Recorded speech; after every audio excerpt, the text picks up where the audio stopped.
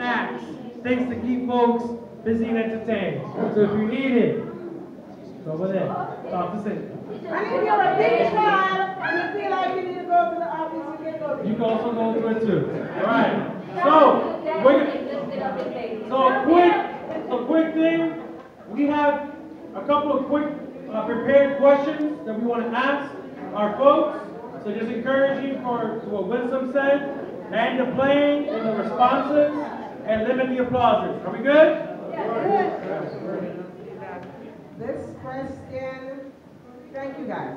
This question is the Assembly Member Gallagher. This session, you introduced legislation to create a well-funded public authority that would build, acquire, and renovate permanent and affordable housing for public and community ownership. Can you speak to the importance of organizing for government-led affordable housing development rather than relying on the private market? And I think you have 2 minutes. I'll just summarize in a way what I said earlier, which is that the private market is focused on profit and on scarcity because they're focused on profit. A public developer is seeing housing as a necessity rather than a commodity. And that is why we need to pivot who is in charge of housing. Because we have tried everything. We've tried all kinds of incentives, we've tried tax breaks, and at the end of the day, there's still not enough truly affordable housing for regular working people. So that is why I introduced the bill. Thank you.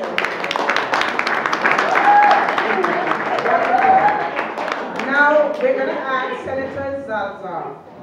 With good cause passing this year, making the largest expansion of tenant rights in New York in over 50 years, could you discuss the impact this legislation has made in New York City already?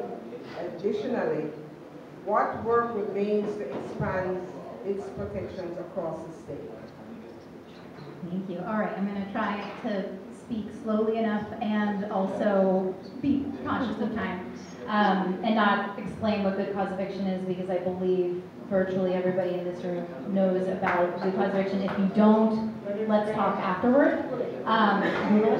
Yeah, well, in very short terms, the spirit of good cause eviction is if you should never be either evicted or face an unreasonably high rent increase for no good reason. That is the essence of good cause eviction. What we won this year, it wasn't everything that we wanted, to say the least, but certainly those of us up here know, because we represent constituents, we hear from people all the time. My office used to always hear from people in my district who would call and say, I'm facing a 50% rent increase from my landlord. Surely this can't be legal. But unfortunately, until we pass good cause eviction, and assuming that person is covered by good cause, it was legal. A lot of people in unregulated housing were just living constantly with housing insecurity. So that's one thing that making good cause eviction law in New York City and beyond has done. We still have more work to do. 5 localities outside of New York City have already opted in to good cause eviction and actually have made the protections stronger where they are, in Kingston, in Beacon, in Poughkeepsie, Albany, Ithaca. 2 days ago, Beacon opted in, right? So anyway, the law is it's giving control and autonomy to localities to choose these protections, and we have an opportunity to organize for them to be statewide.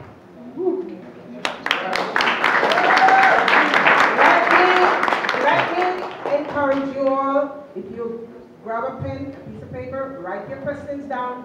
Later on, we're going to be doing a bullet fire question and answer thing. So if you have questions, and if you know you don't talk very fast, write it down, okay?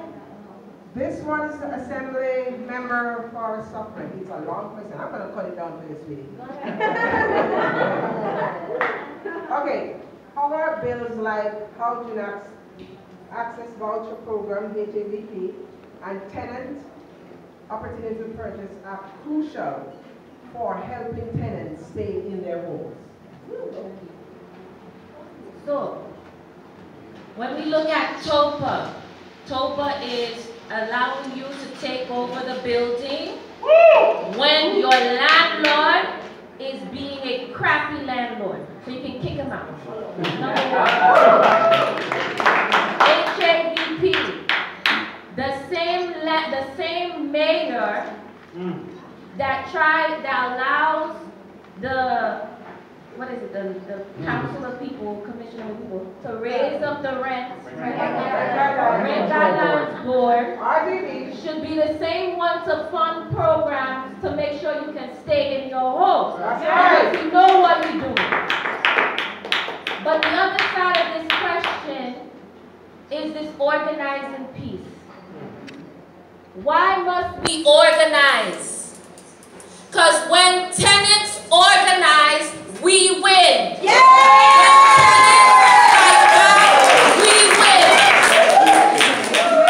From my building, I could see when we stood up and we told Joel Wiener, stop being a bozo and give us good housing.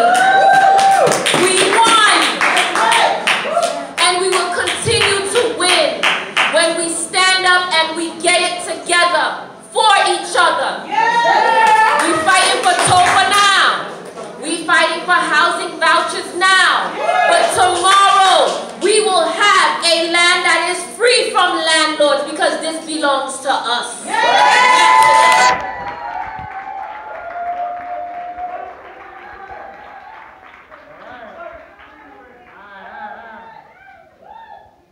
So this next question is for Councilmember Gutierrez. So the question is, the Progressive Caucus of the New York City Council and advocates, a lot of folks in the room here, champion for the Homes Now campaign, which calls for $2.5 billion capital investment at the city level over the next 5 years to fund the Open Door and Neighborhood Pillars program, which are part of current existing initiatives. Can you explain the impact that such an investment from the city could have on the creation of social housing and why programs like these are important? Thank you so much. So Adolfo kind of highlighted what the Progressive Caucus at the City Council, which Lincoln and I are part of, along with 16, 17 other members.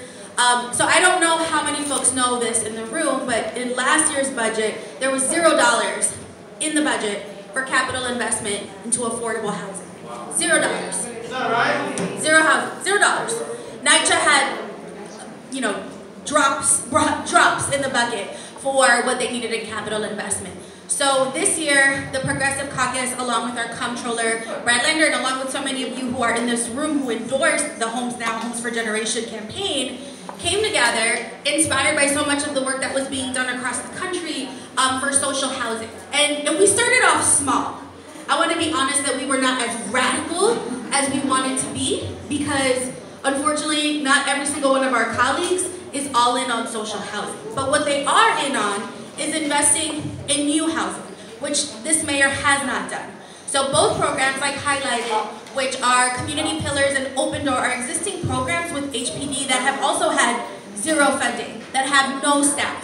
And what both programs do, respectively, is one, allows for nonprofits to take properties from private landlords to rehabilitate and keep it for those tenants, which is really at the core of social housing, right? To have stable housing and to feel housing secure is also to be bought into the way that your housing is providing a safety net to you and your neighbors.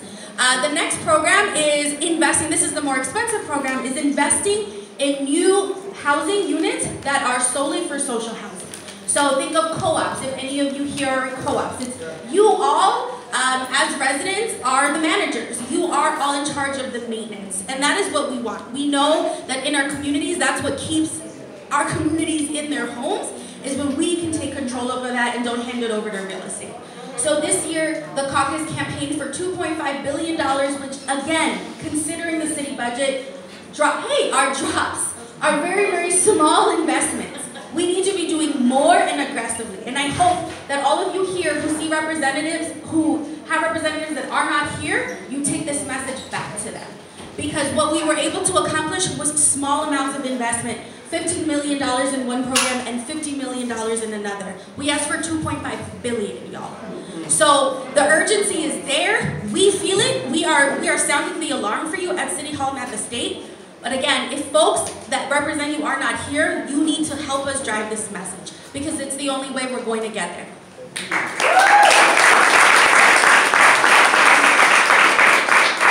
And next, I got Councilmember Rustler. Oh, got another question for you. I'm purposely, avoiding Jabari and Zora, so if they're mad at me, it's my fault. So, Councilmember, you have introduced, many bills, but, which is a good thing, but you've introduced a bill at the city level that will require the city to prioritize not-for-profit developers and community land trusts when allocating land for affordable housing or public use. So how do you believe that this bill will impact the allocation of city resources towards social housing? Thank you, Adolfo. Every year there are pieces of property in New York City owned by all of us, owned by the city of New York, that are being redeveloped. And the majority of those properties go to private developers for redevelopment. Huh? Exactly. Every single property that is owned by the city of New York that is being redeveloped should always go to nonprofit affordable housing developers, should always go to community land trusts. And you know why? Because that is how we can ensure that that housing is permanently affordable, that it is deeply affordable. A for-profit developer is never going to have that commitment to our community. Just never will. And oftentimes, there's a 30-year commitment that they need to keep it affordable, and then after that, they're just going to make whatever money they can. That's not right. So we've introduced legislation to ensure that whenever any single piece of public property is being redeveloped, it is going to nonprofit affordable housing developers or community land trusts so we can ensure it is truly affordable for our community permanently. Thank you.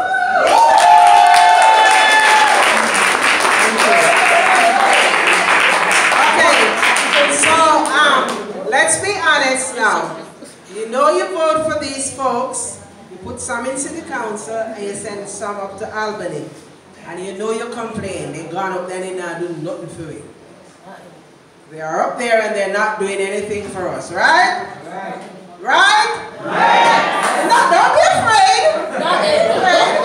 So, a lot of us doesn't know that after we get out the vote, and we fight for them to go to Albany, they have to go to our city hall, they have to go there and fight politics. Right? A lot of you know that. You think they just run down up there and they go take a pen and paper and sign and everything will be hunky-dory. But there is politics that they have to fight against some of the established people who were up there before. We have a governor who is not for us. Thank you very much. So, I just want you to know, Julia, Jabari, Farah, Emily, they fight like hell to get good cause passed.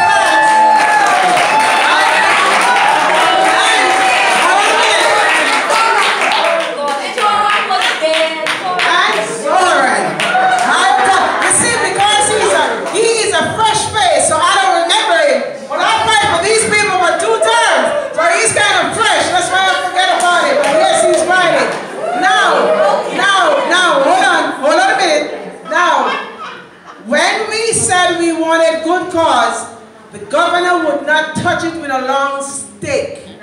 And she said, oh, it's not all that important, and really, blah, blah, whatever. Well, look what happened. the towns above Westchester County, 5 of them have now been to their municipality. And because remember, you know, those little towns have their own mayors and stuff. And they say, we want good cause. How do you think this governor feel now to see that 5 towns has now opted into good cause that she said was not important? So that will show you the ignorance and the stupidity of the governor that we have.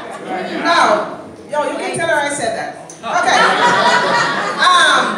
So to my beautiful friends on, what obstacle do you see at the city and state level that hinders tenants' right and the creation of more green social housing? I'm so sorry. No, you don't.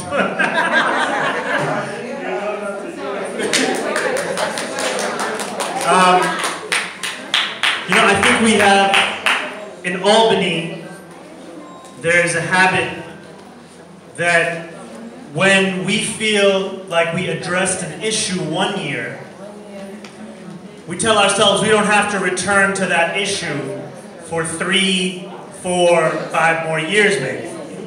We say, oh, we passed good cause last year, that means we dealt with housing. Now we can move on to another issue. That's one of the barriers we face, where we have to convince not just our colleagues, but the governor, that good cause is one tool in the toolbox. Another tool is TOPA. Another tool is HAVP. All of these tools together can make your life more affordable, can allow you to live in your homes. But there's not going to be one thing that will save us. It will be everything together. So we have to convince Albany that we've only got one tool and we need a lot more. That's the barrier that we're going to face when we return in January. I'd be interested to hear from the city councilors about what it will look like next year for Homes Now.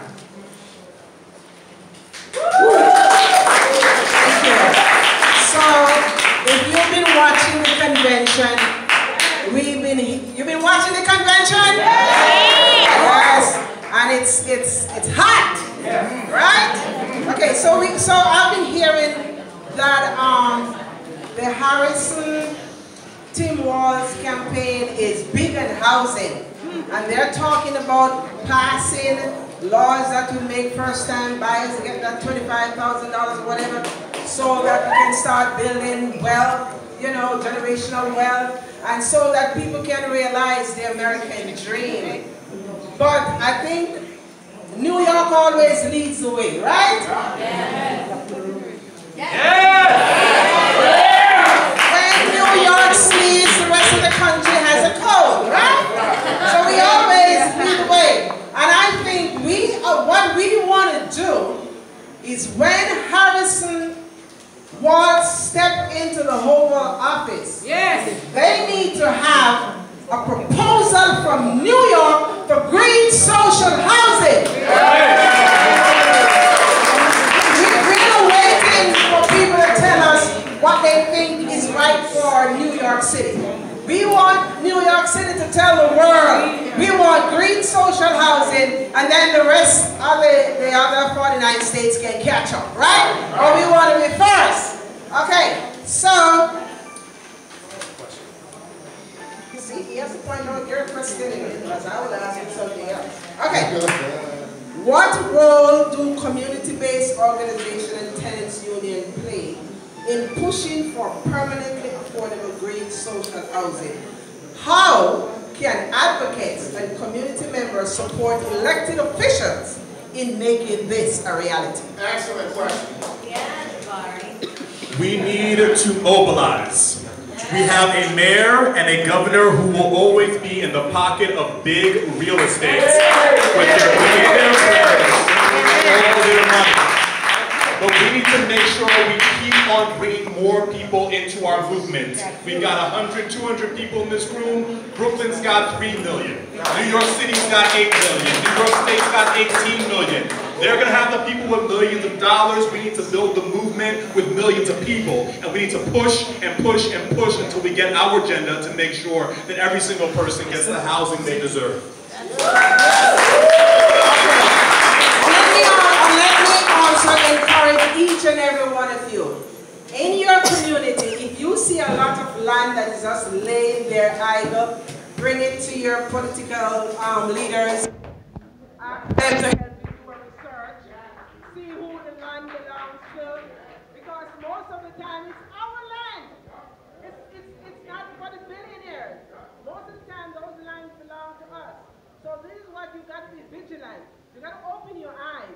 I don't care how many old cars you see on that lot of land. I understand that the police have a lot of land that they just chuck some old vehicles on it. We need to start now, call them out. This is the year for calling people out. This is the time to call people out. This is the time to build our community. I noticed that in Brownsville, every little piece of land the size of a matchbox, they're putting up a high building on it. But guess what? We still can't get into it because it's not before the store. Right now, I'm going to ask you, we're going to ask 5 people. We're going to take questions from 5 people. Three, because we got... I don't know if it's a specific question you want to direct it to, but just ask the question. Okay, sir. Hi, my name is Ted Burrows. I run a nonprofit organization called A Vision for Change. We help to facilitate a lot of what's being spoken about here today, but primarily we are focused on funding. And I would like to know from the panel what funding options can we be looking at that includes community-led organizations. I'll give you an example. There's an example of Senator Peters. He has helped to write something called the STORM Act. And this legislation allows us to actually educate the public and pay organizations to do it under things like emergency readiness, disaster preparedness.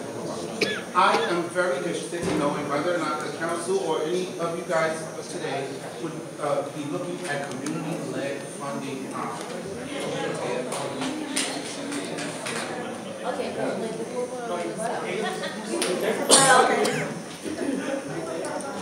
so a lot, just to say this. If there is something that you want and you come to us and you say this is what you want, that's the first step. Second of all, you just cited a piece of legislation from Chicago. We can take that piece of legislation and our state and city, take that same piece of legislation and just copy it and then put it in our state legislation. So this is other ways that things have been funded as well. We literally put an amount. We say that the state or the city will do an RFP for it, and then we do bids. Whichever one is the best, come up and get your $5 million and do the job. That's the answer.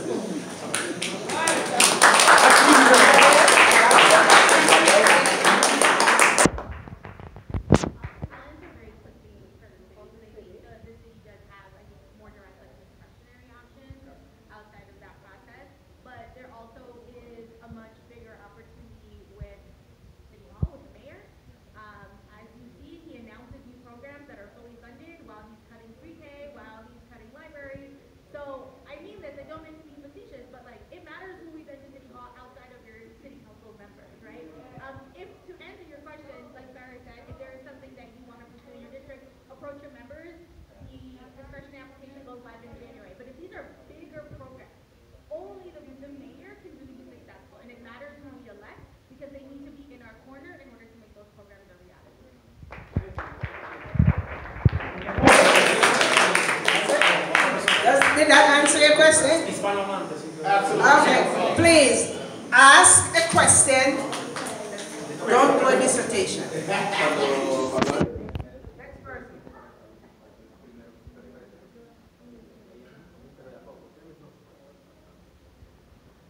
Hola, buenas noches. Les saluda José Ricardo Muñoz López, encarcelado político y uno de los 222 presos políticos desterrados por la dictadura de Daniel Ortega y Rosario Murillo en febrero del año pasado.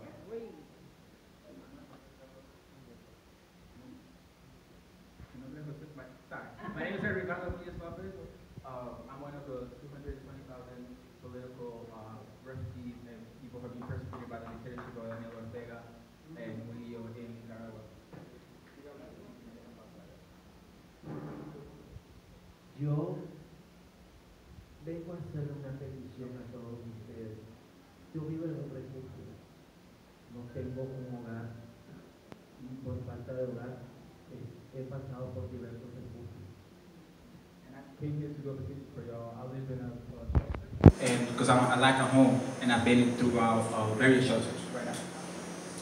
Yo necesito que nos ayuden a los millones de inmigrantes que salimos de nuestros países, agilizar nuestros permisos de trabajo y agilizar nuestros social security en sí, porque hay millones de personas que quieren ayudar a salir de la familia de la pobreza.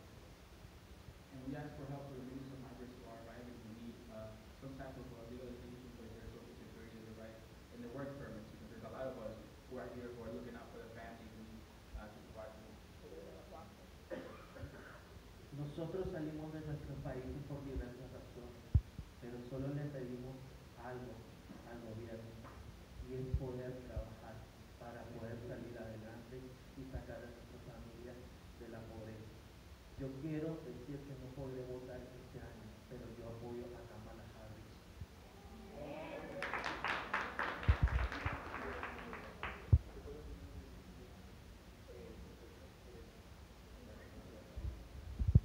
There's very reasons why we're coming and emigrate to this country, and the main reason is that we want to make our families proud, right? We want to provide for them, and I don't have the possibility to vote this year, but next time I will definitely vote for Kamala Harris.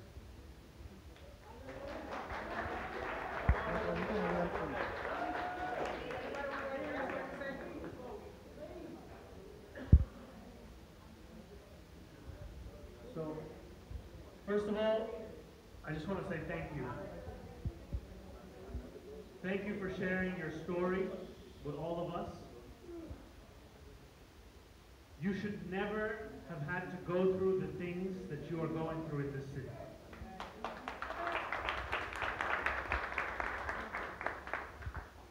In 1972, my family became refugees as well. They lived in a shelter. It broke my grandfather.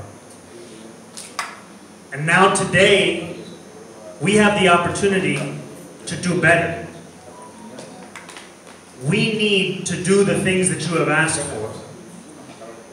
Because all you are asking for is the ability to provide for yourself. To take care of yourself, to take care of your family, and this city needs you. And we still have a mayor who has spent his entire term demonizing people like you.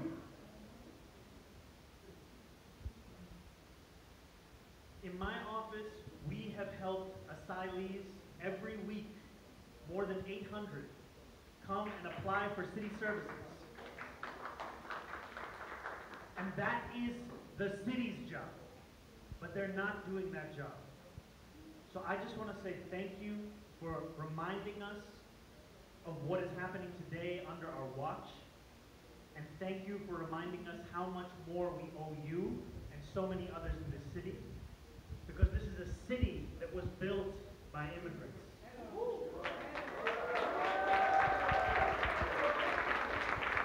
And we need to build a whole lot more. So let's do it with every single person, because the vision that we deserve is one that you must be a part of. So thank you for sharing this with us. Thank you for reminding us. It's kind of ironic.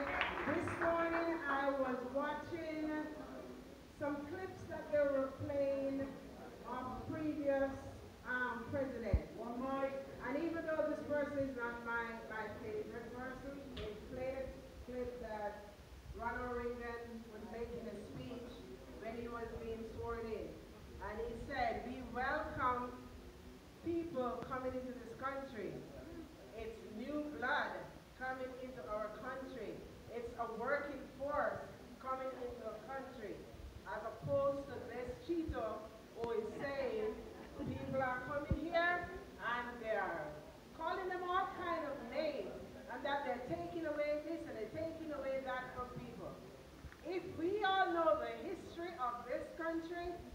People don't come from outside into this country with their working skills, with their expertise, with their strength, with their sweat, with their blood, with their everything. There will never be a United States of America. Ask the question, sister.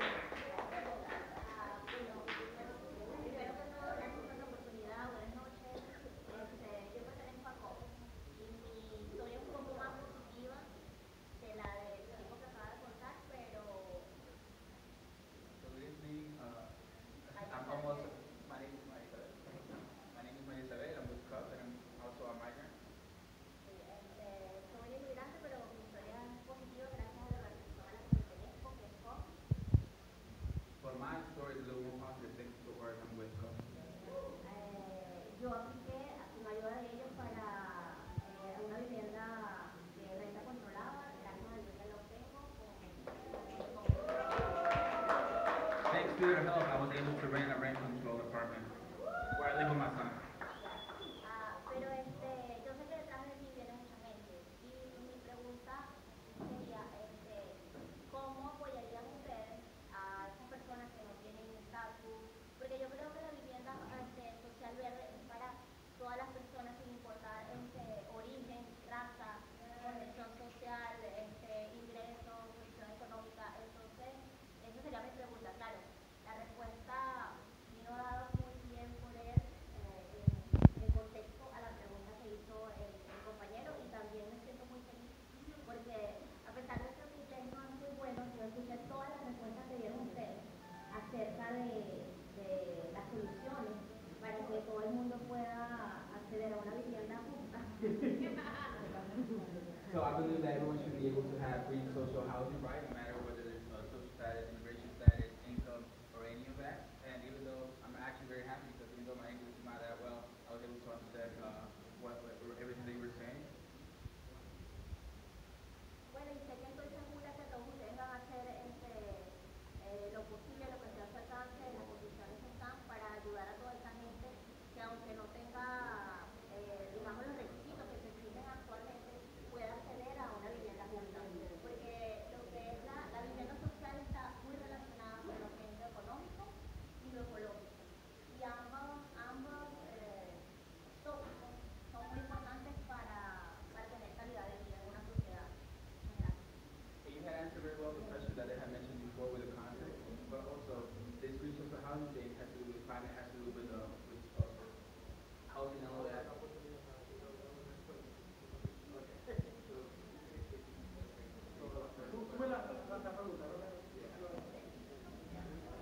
And I know that you're going to be fighting for this.